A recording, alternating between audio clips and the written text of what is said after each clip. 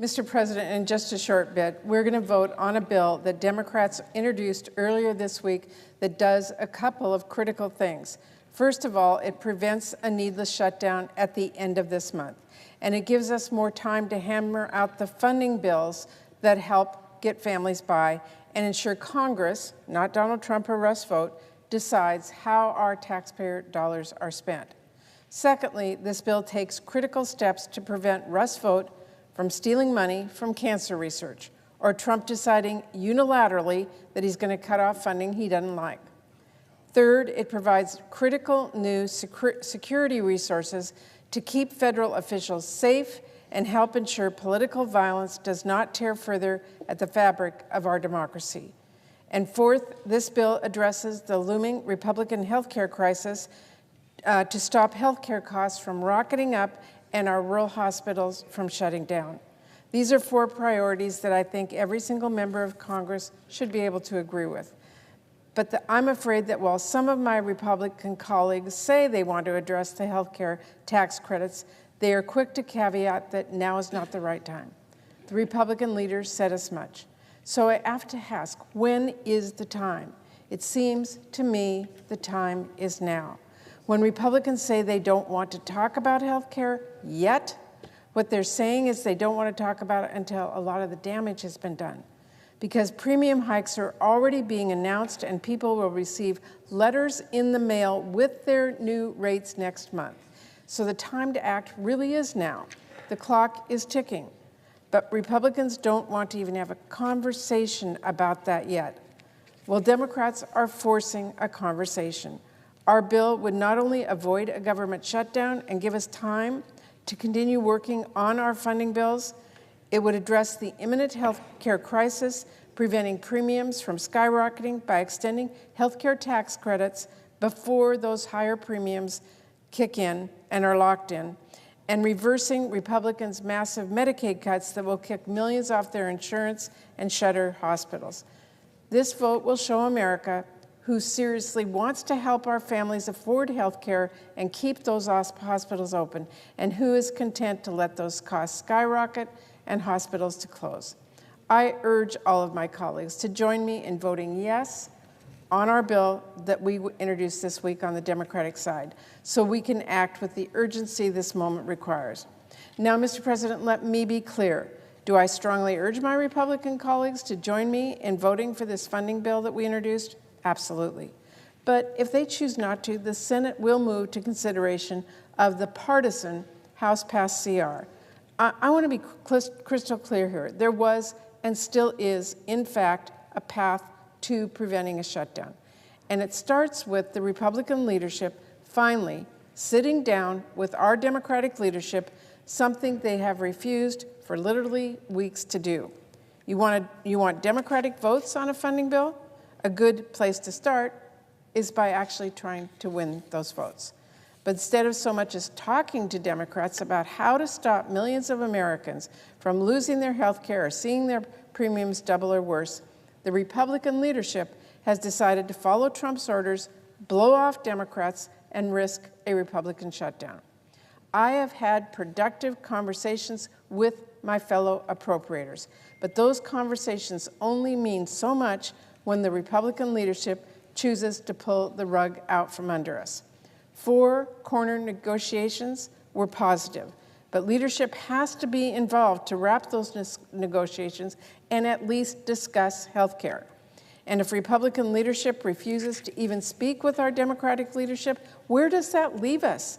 Instead of meeting us at the table to hammer out a bipartisan short-term CR, advance the critical work on those bills, and kick off serious talks on health care, House Republicans went off alone. They released a bill that utterly fails to address priorities that are top of mind for so many families.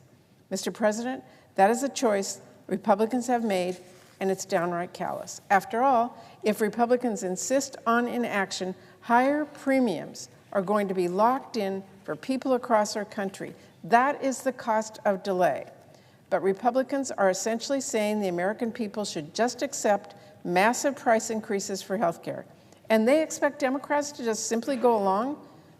And even if Republicans decide to wait until the last minute for an extension, 1.5 million Americans will still lose their health care.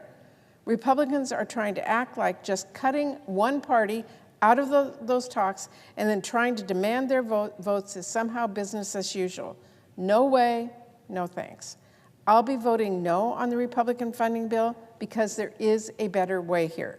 Why not sit down with our Democratic leadership to talk about how we pass this short-term CR, how we make progress, critical progress, on our full-year funding bills, and how we handle this healthcare crisis. After all, Republicans are willing to say to the press they want all of these things. They say it in front of the cameras. Why aren't they not willing to say it in a room with Leader Schumer and Leader Jeffries? Why aren't they willing to just meet and actually start charting a course on how we move forward on that? I think the main reason is Donald Trump. Again, he told Republicans, don't even bother dealing with Democrats. Seems like Republican leaders are just afraid to cross the aisle and have a simple meeting, a mere conversation, if it risks losing Donald Trump. That's wrong. And Mr. President, it's dangerous because with rare exception, just about every bill we pass here in the Senate takes 60 votes. So to get things done for our families back home, Republicans need to work with Democrats. And if Republican leadership cannot find the courage to do that on what should be low-hanging fruit here, if they can't sit down with our Democratic leadership to talk about a short-term CR, what does that mean for the work we've been doing for our full-year spending bills? What does it mean for extending those health care tax credits? And what does it mean for any of the other challenging issues we would all like to work together on to address? It is deeply disappointing to me that the Republican leaders have chosen to go down the partisan route we're here on today. But, Mr. President, there is still time to do the right thing. They should come to the table. So I am a no on the Republican CR, but my colleagues should know I am committed to this process. After all, there is so much at stake in all of our annual funding bills. It matters tremendously that we fully fund WIC to make sure moms and babies don't go hungry. It is hugely important that we fund the VA to make sure our veterans are getting the quality of care we promise them when they come home. Families in my state and across the country are counting on us here in Congress to protect funding for childcare and Head Start so our kids can learn and grow. There are students and parents in school districts across America counting on us here in Congress to protect funding for kids with disabilities, for schools in some of our poorest communities. There are patients everywhere in the country who are desperately counting on us to do our job to federally fund cancer research in hopes of a cure, or for a clinical trial that might give them some more time with their loved ones. Mr. President, I could go on, whether it's funding to replace lead pipes or to treat opioid addiction. The work we do in our Appropriations Committee matters. The outcomes that this Congress dictates over how we spend taxpayer dollars matters. It is hugely consequential for millions of Americans. And I'm so glad that there is strong bipartisan support for so many of those programs, because when we can all agree on something good, that is a win for all of our constituents.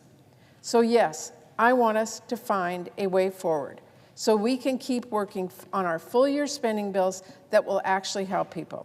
We've already passed 8 of those funding bills out of our committee, 3 on the floor that we're working right now really hard to conference so they can be signed into law. These are all bills that will help people and solve problems. None of us should want to hand the pen over to Russ Vought and give him or Trump or anyone else at the White House more power over our federal spending. That is what another year-long continuing resolution would do. So there's a better path forward. I would ask Republican leadership, simply come to the table. Compromise, Mr. President, is a very basic principle. Every American understands it. And if Republicans don't bother working with Democrats just because Donald Trump told them to, this will be a Republican shutdown. You know, Republicans control all of government, the House, the Senate, the White House. The American people know who will be to blame. I ask that we work to move forward, to choose a different path, work together and avert this shutdown. Thank you, Mr. President. I yield the floor.